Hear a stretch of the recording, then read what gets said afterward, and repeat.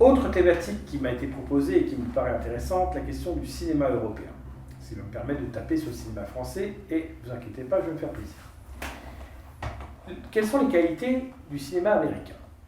Et quels sont les défauts? Parce qu'avant de proposer une solution, il faut regarder chez les autres. Je ne parlerai pas de Bollywood ou du cinéma chinois. Allons à l'essentiel. Le cinéma américain a su faire la révolution technologique des effets spéciaux. Un film américain, de grands spectacles, vous avez l'impression de choses qui étaient impensables il y a 20 ou 30 ans. Donc vous avez par exemple des acteurs rajeunis, comme dans le début de Ant-Man 2, où Michelle Pfeiffer et Michael Douglas ont 20 ou 30 ans de moins qu'au moment où ils tournent le film. Demain, on peut imaginer un film de John Wayne avec un John Wayne reconstitué en image de synthèse. Tout est possible. C'est-à-dire que la révolution de la synthèse a été faite. Et ça vous donne les Seigneurs des Anneaux, ça vous donne tout cela. Le cinéma français n'arrive pas à faire le quart de cela. Alors me diront, c'est peut-être à cause des budgets. C'est un problème, mais on va en parler des budgets justement. Le défaut du film américain, c'est que bien que les qualités esthétiques, cinématographiques soient là, les scénarios sont souvent lacunaires, mal pensés. Et surtout, l'idéologie dominante et pleurnicharde, c'est le wokisme. Bien sûr, vous avez des films d'action typiquement américains, où le héros écrase ou tue 300 personnes dans le film, des films avec Gérard Butler qui sauve la Maison Blanche, ou des choses analogues. Bon, c'est un spectacle, ça limite le QI à 1,90 ou 100 maxi, mais c'est pas grave. Donc le film américain, à grand spectacle, est quand même grandiose. Il y a des héros, les personnages et les acteurs sont beaux, les actrices aussi. Voilà, il y a une volonté, comment dire, de traiter l'image de manière sérieuse. Ça coûte cher, mais c'est beau et c'est impressionnant. C'est pas réaliste souvent. Alors, il suffit de voir les cascades de voitures de Vin Diesel dans les Fast and Furious. Mais peu importe. C'est efficace, c'est de la grosse production, ça cartonne en nombre de ventes de billets. Voilà. Donc, des scénarios lacunaires, l'idéologie merdique. Mais un film efficace. Faisons la même chose, mais sans l'idéologie de merde et sans, tout simplement, tout ce que le film français est aujourd'hui. Alors bien sûr, il y a 30, 40, 50 ans, le film français était capable de tenir la dragée haute au film américain, parce qu'il n'y avait pas le problème des films, des effets spéciaux, tout simplement. Et donc, on peut voir Le Marginal début 1980 avec Belmondo, on prend grand plaisir à le voir ou à revoir ce genre de film. Mais aujourd'hui, le cinéma français, c'est minable. Vous allez voir un film américain dans le cinéma français, ou un film français comique, drôle, ce qui est relativement rare, style par exemple L'équipe de la bande à Fifi. Bon, vous regardez les bandes annonces des films français qu'on vous passe pendant 10 minutes pendant le film. Et vous dites, mais c'est nullissime à un niveau absolument hallucinant. Alors c'est dans le wokisme encore bien pire fait que les films américains. Couple mixte, à l'image de ce navet qui a beaucoup plu, par exemple, c'est pas Devine qui vient dîner ce soir avec Sidney Poitier, non, même ça, c'est pas capable de faire l'équivalent, mais un film navet comme Qu'est-ce qu'on a fait au bon Dieu, où finalement, toutes les filles européennes de souche d'un couple européen se marient avec des gens issus de la diversité. Est-ce que c'est le modèle qu'on veut pour la France? Est-ce qu'on veut que la France soit le nouveau Brésil? En tout cas, ces films donnent cette impression-là. Donc, c'est nul, les acteurs sont médiocres, les scénarios sont médiocres, et il n'y a pas d'effets spéciaux, c'est vrai. Donc, les gens qui vont voir les films français n'y vont pas, en fait, tout simplement. Ils ne vont pas les voir, parce que c'est nul. Mais ces films, vous les payez avec vos impôts. C'est-à-dire que la différence avec les films américains, c'est que les Américains, ils ont d'énormes majors de cinéma. Mais n'empêche qu'un réalisateur qui ne fait pas d'entrée, il se fait dégager. Et un studio qui échoue, il se fait dégager. Concrètement, si vous faites un Avatar 3 et que l'Avatar 3 il fait un résultat minable dans les salles, ben c'est terminé. Donc vous avez au moins le public qui juge. Et donc par exemple Disney est en train de limiter un peu plus son wokisme parce qu'ils perdent de l'argent. Et l'argent aux États-Unis, c'est le nerf de la guerre. Donc lorsque on nous propose, je ne sais pas, le dernier Disney débile, là, la petite sirène, et qu'on choisit une afro-américaine pour jouer la petite sirène, alors que ça n'a rien à voir avec le personnage d'Ariel dans le dessin animé originel, eh bien c'est une machine à perdre de l'argent. Et qu'est-ce qui va se passer? Eh bien, le résultat ne va pas être bon. Tous les gens à qui j'en ai parlé ont trouvé ça pitoyable, et donc ils vont se vautrer. Eh bien, ils ne vont pas refaire 2 fois la même erreur. Tout simplement. L'argent, c'est le nerf de la guerre. Vous ratez, vous perdez. En France, ils s'en moquent de faire des navets, puisque ils ne vivent que des subventions que l'État fournit.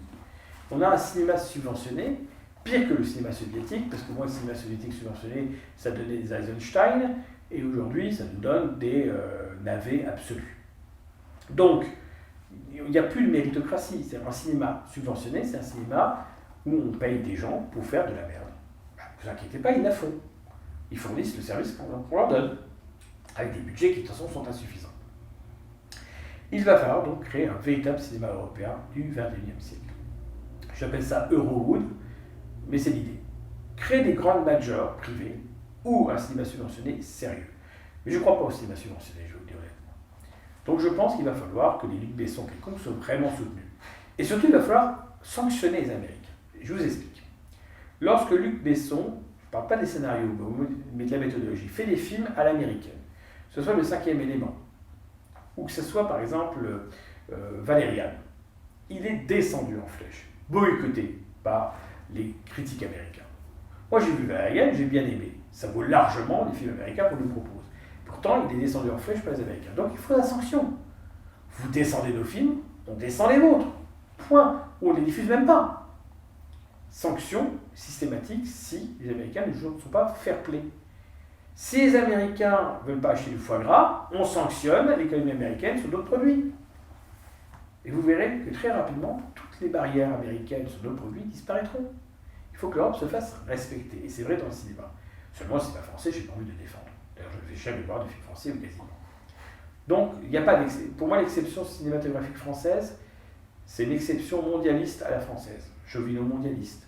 C'est-à-dire des nanars dont on n'a pas besoin. Je vais vous dire, il vaudrait mieux qu'il n'y ait que des films américains au cinéma français que des films français. Parce qu'au moins, les gens qui voient les films américains sauraient pourquoi ils sont allés les voir. Et au moins, on n'aurait pas dépensé 1 euro de budget de l'État français pour les financer. Voilà, moi je n'ai pas envie de financer ces navets, et je crois que vous n'avez pas envie non plus de les financer. Donc on met fin à toutes ces pseudo-exceptions françaises, on met à la retraite tous ces mauvais acteurs, et on fait du vrai cinéma européen avec des acteurs qui sont pro, efficaces, quitte à récupérer des acteurs américains. Quel est le problème si on recrute des acteurs euro-américains pour les films européens? Où est le souci? On pourrait très bien prendre Johnny Depp et le mettre dans des films français. Quand je dis français ou européen, on peut récupérer les meilleurs acteurs, ils viennent d'Europe de toute façon au départ. Quel est le problème? Les Britanniques ne s'en comptent pas de toutes ces finesses. Donc je pense que dans cette affaire, le cinéma européen doit être au niveau. J'ai parlé dans une vidéo antérieure de l'armée européenne, c'est la même chose dans tous les domaines. Ou bien on se donne les moyens de notre politique et on est crédible, ou bien on ne l'est pas.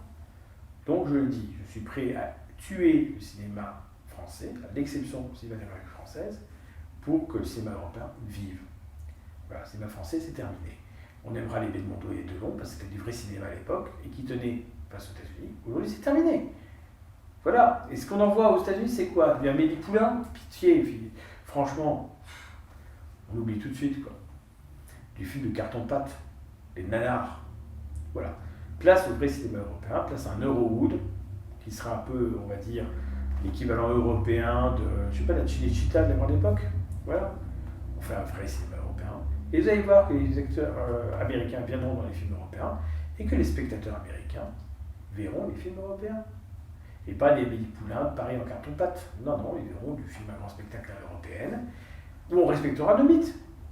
Un film comme La Guerre de Troie, mais cette fois-ci respectant le texte mère et pas inventant des fins alternatives. Voilà, on fait un vrai cinéma héroïque européen, on valorise les valeurs européennes sans le moindre halogénat de recrutement, sans le moindre wokisme. Voilà, des films comme on faisait avant, mais avec des effets spéciaux béton. On sait faire maintenant. Imaginez des films sur la mythologie grecque, réalistes, avec en plus un scénario bétonné. Toutes les qualités du cinéma américain sans les défauts. Ça s'appelle le cinéma européen.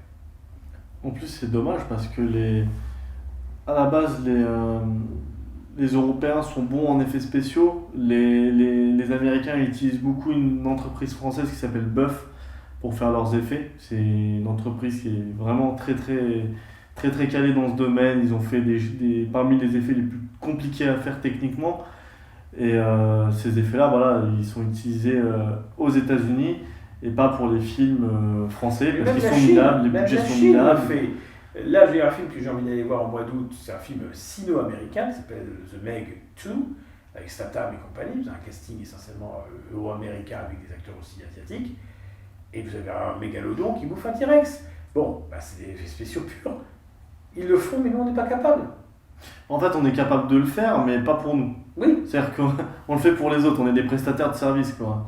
Mais de toute façon, parce que les budgets ne peuvent pas le faire, les financer aussi. Aussi. Le film français ne peut pas le financer, parce que le film français ne sert à rien. film français actuel ne sert à rien. Parce qu'ils n'ont pas besoin de beaucoup d'effets, c'est 90% de films humoristiques pas drôles. Donc, Oui, c'est ça. Et puis surtout, c'est vraiment les idéologies, c'est des trucs pour bobos. Mais regardez le nombre d'entrées. Parfois, il y a des films qui sont à la mode, le nombre d'entrées est pitoyable, 30 000 personnes dans toute la France, etc. C'est que les bobos parisiens qui vont aller voir le dernier navet, style la nana qui va récupérer un clandestin et se marier avec, ou je sais pas, moi, je vous dis, le dernier film français qui avait marché, je l'ai vu et je me suis fendu la poire, franchement, hein, c'était alibi2.com. Alors, franchement, je me suis marré. Parce que les mecs, ils sont créatifs. Et même s'ils n'ont pas beaucoup de budget, ils font des trucs qui est vraiment drôle, un peu comme les Inconnus de la grande époque. Les Inconnus, dès qu'ils ont fait des films, après Les Trois Frères, qui était pas mal, tous les films des Inconnus étaient nuls. Les Trois Frères, c'était pas mal, c'était marrant. C'est pas un film génialissime, mais même les films qu'on regarde avec plaisir, style Les Bronzés, Le Père Noël est une ordure, tout ça, c'est pas des films génialissimes. C'est pas un scénario bétonné, mais c'est drôle, on rigole durant tout le film, il y a plein de clins d'œil, c'est bien joué, etc. Donc à l'époque, il n'y avait pas les effets spéciaux. On pourrait faire encore ce genre de film-là, mais il faudrait détruire le politiquement correct. Ce qui est drôle, c'est quand c'est pas politiquement correct. Je sais pas, Ushuaïa dans le froc avec Les Inconnus, où un des membres de l'équipe monte sur une caisse, il va à Pigalle et il dit dehors les bips et les bips. Et après court Nicolas et rentre se fend la pêche, ou la couscoussière qui descend du ciel pour pasticher les envahisseurs. Bijou, mais c'est Vincent. Alors, on pourrait plus faire ça aujourd'hui. C'est ça qu'il faut retrouver, c'est un esprit iconoclaste, un esprit, politiquement incorrect, sans état d'âme, etc.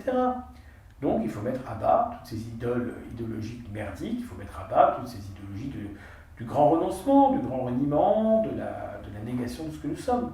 Un cinéma européen qui marche, c'est un cinéma européen qui s'assume. Thématique intéressante évidemment, que j'évite d'aborder parce qu'elle est toujours sensible, donc il faut le faire avec beaucoup de délicatesse, on va dire, la question migratoire. C'est concrètement la question de l'immigration extra-européenne pour simplifier. Les républicains sont en train d'essayer de gêner, on va dire, aux entournures, la majorité parlementaire autour de Renaissance sur des propositions de loi contre l'immigration, et on va en parler.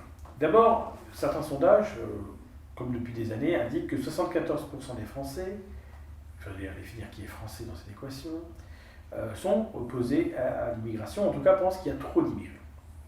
Quand on pense qu'il y a trop de gens, ça veut dire que non seulement on ne veut pas qu'il y ait de nouvelles entrées, mais qu'on veut que ceux qui soient là partent. Pas tous peut-être, mais un certain nombre pour qu'on ait l'impression de retrouver notre pays. Donc, 74% des Français pensent qu'il y a trop d'immigration. Compte tenu du fait qu'il y a à peu près une proportion croissante de gens issus d'autres continents que l'Europe, si on prend que les Européens natifs, on pourrait penser que c'est 90% et pas 74%. Même la moitié des électeurs de Mélenchon le pensent. Donc les LR surfent sur une vraie volonté populaire de lutter contre ce phénomène. Le Rassemblement national est totalement aux abonnés absents d'ailleurs. Parti qui reçoit le vote des gens anti-immigration ne dit rien sur ce sujet. Marine Le Pen préfère défendre les Mahorais contre l'immigration de même ethnie, de même culture, de même langue et de même religion qui viennent des autres îles, mais elle ne défend pas les indigènes européens et les Français évidemment dits de souche qu'elle était censée défendre et qui votent quand même beaucoup pour elle. Moralité, les LR veulent donc surfer sur tout ça. Mais au lieu d'être intelligents, qu'est-ce qu'ils disent? Ils accusent finalement l'Union européenne, comme les souverainistes, d'être responsables de l'immigration. Alors, il va falloir que je revienne sur le sujet. D'abord, première information, 600 000 immigrés, dont 80% non-européens minimum, se sont installés en 2022 au Royaume-Uni. Le Royaume-Uni n'est plus dans l'Union européenne et les flux migratoires extra-européens explosent depuis le Brexit. Mais expliquez en quoi l'Union européenne est donc responsable de l'immigration. Le Hongrie, le Danemark, la Pologne, beaucoup d'autres pays sont dans l'Union européenne et visiblement ils sont moins touchés que la France. Moralité, est-ce que c'est vraiment l'Union européenne qui est responsable? Alors que disent les Républicains? Ils disent qu'il faut changer la Constitution, qu'il faudrait que sur ces questions la loi nationale prime sur les conventions européennes, etc. Tout n'est pas idiot, mais il y a tellement plus simple à faire que ce qu'ils proposent. Alors Darmanin a eu au jeu de dénoncer un Frexit migratoire, l'idée que l'État français, avec les Républicains, ne respecterait plus les règles de l'Union européenne, ferait ce qu'il veut. Soyons plus malins. Nous savons très bien d'où viennent les gens qui sont clandestins. D'abord, je vais rappeler aux Français comment on devient clandestin en France. Bien sûr, vous avez des gens sur des bateaux qui arrivent à Ceuta et Melilla, à Lampedusa, au sud de l'Italie, sur certaines îles grecques, à Malte, etc. Bien sûr. Mais c'est combien ces gens-là? C'est frappant parce que ce sont des gens qui prennent des bateaux, mais c'est quelques centaines de personnes. Allez, disons que mettons que ça concerne sur toute l'Europe 50 000 personnes par an. Je suis probablement largement au-dessus de la vérité. Bien sûr, ce sont des clandestins, et normalement, à peine arrivés, qu'on devrait simplement les débarquer peut-être quelques jours pour les soigner et les nourrir, et puis refaire partir un bateau dans l'autre sens, accompagné d'une frégate de l'armée européenne, quand elle aura eu lieu. Il faudrait appliquer ce que j'appelle la directive retour, c'est-à-dire un clandestin pose les pieds en Europe, il est renvoyé dans les 48 heures dans son pays. Comme ça, il fait comprendre aux gens de son pays qu'il n'y a plus d'espoir de venir. Parce que, je vais vous dire clairement, si vous avez les gens qui viennent ne sont pas des gens qui crèvent de faim, contrairement à ce qu'on dit. Pour venir en Europe illégalement, il faut payer des passeurs. Les passeurs coûtent cher. Donc, si vous dites aux gens, si vous essayez de venir avec le passeur, ok, vous arriverez peut-être à mettre le pied sur le sol européen, 48 heures après, vous revenez dans votre pays. C'est-à-dire que les 5 000 € par exemple, que vous avez donné au passeur, vous lui avez donné, mais vous êtes revenu chez vous. Moins avec 5 000 € en moins et autres. Ce ne sont pas les plus pauvres qui viennent, c'est ceux qui peuvent payer les passeurs. Donc là, le retour systématique du migrant qui rentre en Europe par les bateaux et autres, ça permet d'éviter, d'encourager tout cela. Oui. Il faudrait faire aussi passer aux passeurs l'envie de faire passer des migrants. Alors, on peut durcir les lois, mais le passeur, très vite, il aura plus de clients, même s'il arrive à amener les mecs de l'autre côté, voilà les clients en partir tout de suite. La systématisation de l'expulsion évite que le passeur dure longtemps dans le métier. Après, bien sûr, il faut sanctionner, mais voilà, il faut se faire respecter. Mais c'est une goutte d'eau dans la mer. Alors, c'est ces migrants que la Hongrie ou la Pologne ne veulent pas qu'on leur répartisse d'office via l'Union européenne, via Schengen. Mais comment on devient clandestin en France? Je vais vous le dire très simplement. D'abord, vous demandez un titre de séjour pour la France, pour venir en France. Donc, vous arrivez légalement par un avion, vous débarquez à Roissy ou à Orly, etc. Vous êtes pris en main par votre communauté, parce que maintenant, on a des communautés du monde entier, notamment africaines en France. Donc, vous rentrez légalement. Puis, votre titre de séjour prend fin et vous n'avez pas quitté le territoire. Voilà comment vous devenez clandestin. Or, les gens qui sont clandestins, on sait d'où ils viennent. On a la liste des pays, c'est assez facile, c'est des pays pauvres qui envoient les migrants. Si on sait ça, vous savez ce qu'il faut faire? Il faut juste ne plus donner de titre de séjour aux gens de ces pays. Puisqu'on sait que quand ils viennent, ils ne repartent pas, eh bien, on fait en sorte qu'ils ne viennent pas. 100% des clandestins qui n'ont pas débarqué ne sont pas là. Tout simplement, il suffit de ne pas leur donner de titre de séjour. Donc vous ne donnez plus de titre de séjour aux gens qui viennent des pays qui envoient des immigrés. Bien sûr, il y aura des rétorsions. Bien sûr, les grands groupes économiques qui se sucrent sur l'Afrique perdront de l'argent. Mais vous et moi, on s'en fout. Les grands groupes économiques, de toute façon, ne sont pas à notre service. Bon, ils sont à leur propre service, éventuellement. Donc oui, la France perdra de l'argent en Afrique. Et alors? Elle en perd beaucoup plus en ne le faisant pas, par toutes les aides qu'on donne. Donc, moralité, plus de titres de séjour pour plein de pays. Donc, par exemple, les Algériens, les Marocains, les Tunisiens, les Maliens, les Congolais, les Gabonais, ils n'ont plus de titre de séjour. Ils n'arrivent pas à l'aéroport de Orly. Ils n'arrivent pas à l'aéroport de Roissy, puisqu'ils n'ont pas de titre de séjour. Donc, c'est déjà une façon de réagir. Vous nous envoyez des migrants clandestins, on ne vous fait plus entrer. Ensuite, on verrouille le code de la nationalité. Certes, vous me direz, la nationalité française ne veut plus grand-chose, c'est vrai. Mais simplement en bloquant l'accès, on n'agit pas sur le passé, c'est vrai. On n'enlève pas la nationalité française des gens qui n'auraient pas dû l'avoir. Mais au moins, on évite d'augmenter quand même le nombre de pseudo-français. Ensuite, on pourra être plus subtil en matière de nationalité, et dans un cadre européen, par exemple, faire une sorte de table rase qui mettra les compteurs à zéro. Du style, ah bah oui, mais je suis rentré légalement en France. Oui, mais la France n'existe plus en tant qu'État. On s'en moque. Voilà, on remet les compteurs à zéro. Mais avant de rêver de remettre les compteurs à zéro, on peut déjà, simplement dans le cadre actuel, avoir quelques points d'action. Pourquoi les républicains complexifient les choses alors qu'il n'y a qu'à dire, on ne veut plus donner de titre de séjour aux gens des pays africains. Point. Ben c'est réglé. Vous avez réglé le problème. On ne veut plus donner la nationalité française à des gens qui ne sont pas européens. Point. Vous avez réglé le problème aussi. C'est simple, c'est possible dans les institutions françaises actuelles. Ça peut nécessiter une réforme, mais pas une réforme constitutionnelle. Remettre le droit du sang en France comme seul point d'accès à la nationalité, par exemple, n'exige pas une refonte constitutionnelle. Et il n'y a pas besoin d'attaquer l'Union européenne. Quant à l'Union européenne, il n'y a qu'à faire pression sur l'Union européenne pour qu'elle se mette dans une position remigratoire, tout simplement. Et comment on fait? Eh bien, si tous les gouvernements voulaient cette politique, ça serait longtemps qu'elle serait faite. Donc, c'est un peu ce que proposent d'ailleurs tous ceux qui veulent faire une liste de droite européenne à Strasbourg. Infléchir l'Union européenne pour que de son discours pro-immigration, elle passe un discours anti-immigration. Voilà. L'Union européenne, elle est à l'image des États et des chefs d'État. Point. Vous voulez que l'Union européenne défende l'identité européenne, ben, élisez des gens qui veulent la défendre déjà. Quand vous votez pour des Macron ou des Scholz, alors que vous êtes contre l'immigration, ben, cherchez pas ailleurs. Voilà. 74% des Français pour ce qu'il y a trop d'immigrés, ils votent que pour des partis qui en fait en faire rentrer d'autres. D'ailleurs, les républicains sont bien gonflés, mais l'immigration de travail, faire rentrer des gens pour travailler, donc pour prendre l'argent, le travail de gens qui pourront en avoir besoin, ils sont lourds. En fait, c'est parce que les Français votent, ils mettent l'immigration comme étant un sujet moins important. Par exemple, il y en a, ils vont mettre l'économie comme sujet d'importance numéro 1, d'autres vont mettre leur retraite comme sujet d'importance numéro 1, et peut-être qu'en numéro 2 ou en numéro 3, ils mettront l'immigration. C'est vrai, et c'est pour ça qu'il faut expliquer que tout est lié.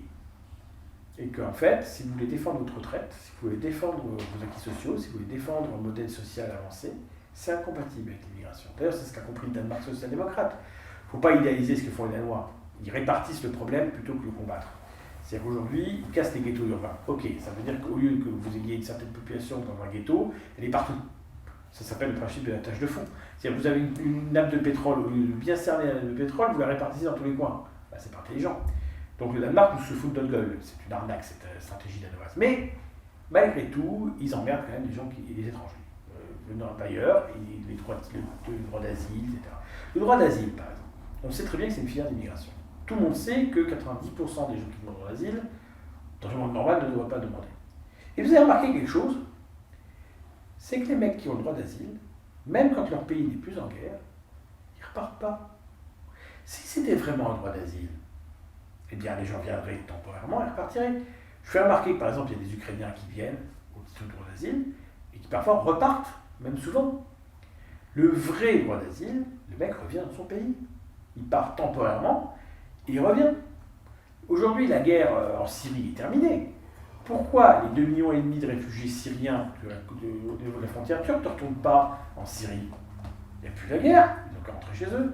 Et tout est pareil. Donc le fait que les gens qui bénéficient du droit d'asile ne retournent pas dans leur pays est la preuve que le droit d'asile est un faux droit d'asile, c'est un droit d'immigration. Je veux dire, qui a besoin du droit d'asile? Les Iraniens réfugiés en Europe, bien sûr. Puisque demain on les renvoie en Iran, ils sont massacrés par le régime des ayatollahs. Ça, c'est des vrais réfugiés. Et je peux vous garantir que les Iraniens, demain, Khamenei se prend une bastos, eh bien, ils retourneront chez eux. Pour la plupart d'entre eux. Le droit d'asile, c'est je pars de mon pays parce que je suis en guerre et je suis en danger. Quand ça va mieux, j'y retourne. Le fait que la plupart des demandeurs de droit d'asile ne partent jamais dans le pays, c'est la preuve que c'est un mensonge. Donc je propose d'instaurer un droit d'asile continental. Ce n'est pas à nous de gérer les gens malheureux d'autres continents et d'autres civilisations. Pourquoi l'Arabie Saoudite et les pétromonarchies richissimes n'accueillent pas les musulmans malheureux dans leur pays? Pourquoi ça doit être chez nous? Pourquoi est-ce que les gens qui sont malheureux, je ne sais pas, en Afghanistan, devraient venir en Europe et pas en Inde ou en Pakistan ou je ne sais pas moi, ou en Iran ou ailleurs? Instaurons un droit d'asile continental et civilisationnel.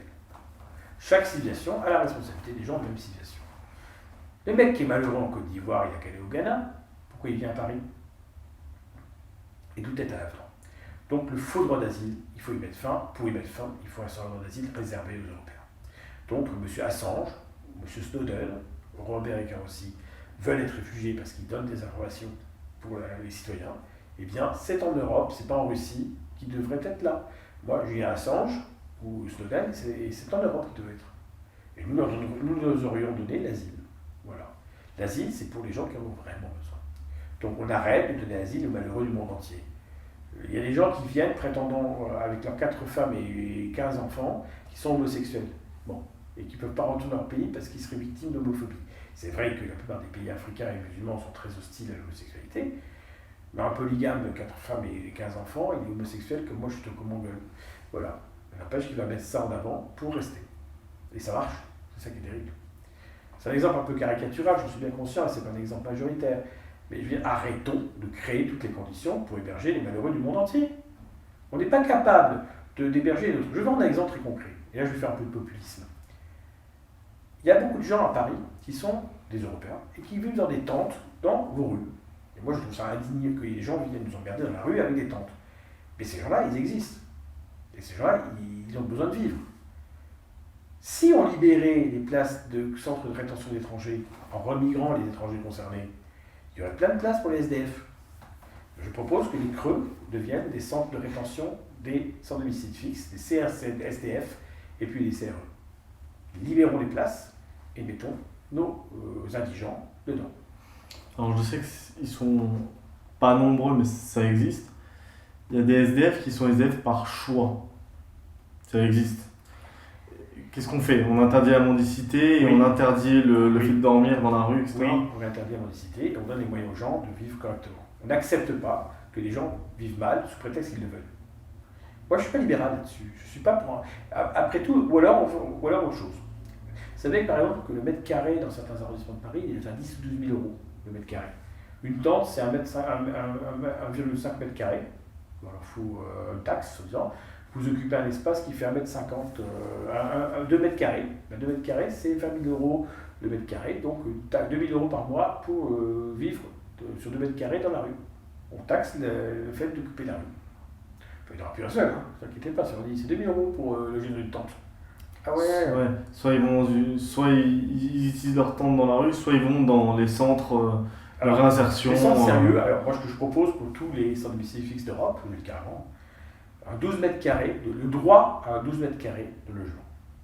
J'instaure le droit pour chaque citoyen européen d'avoir un lieu d'habitation de 12 mètres carrés.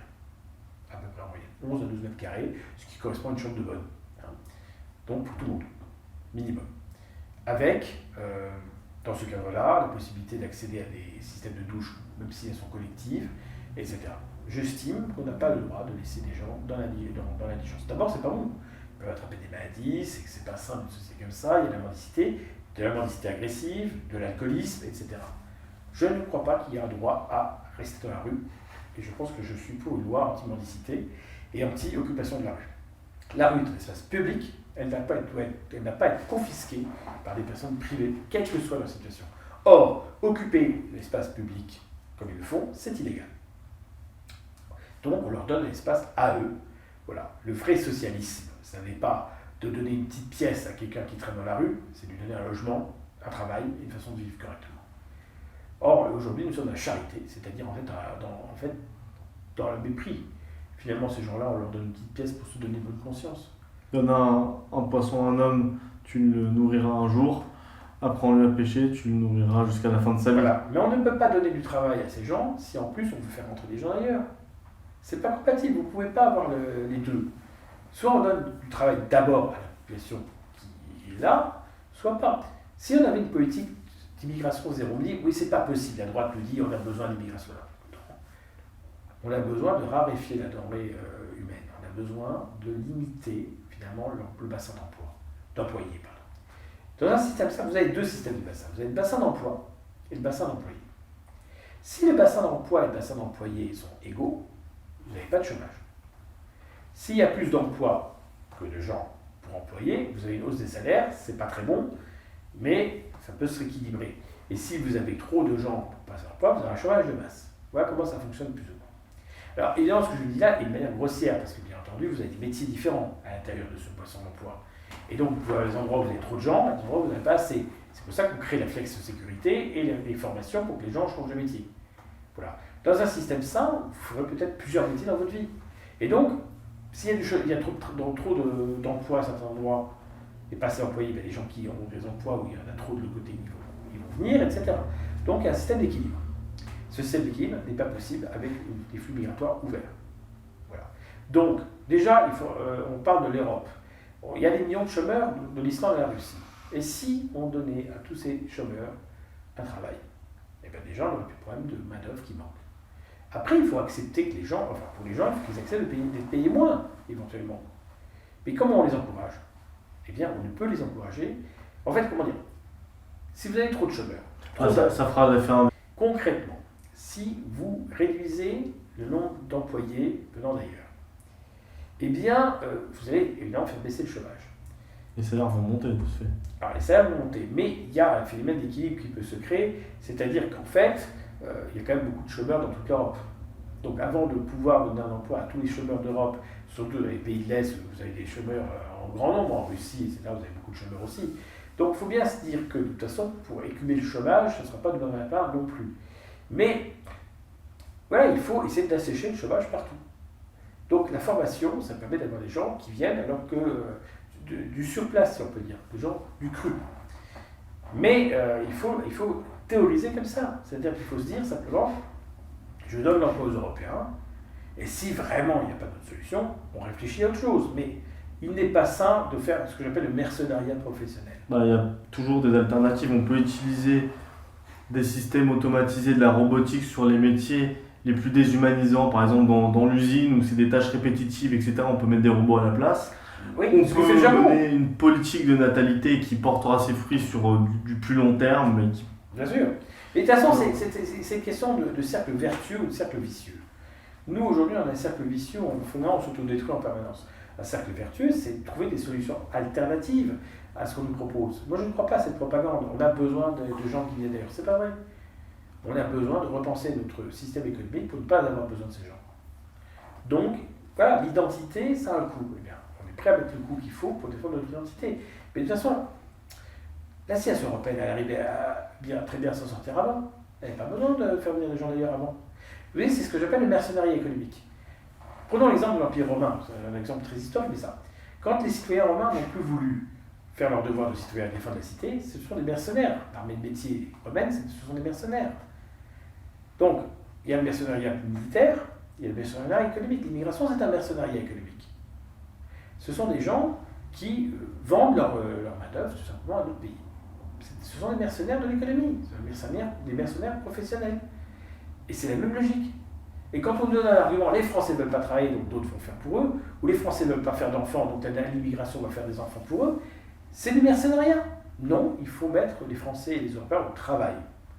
Et c'est parce qu'on mettra la France et l'Europe au travail que l'Europe renaîtra.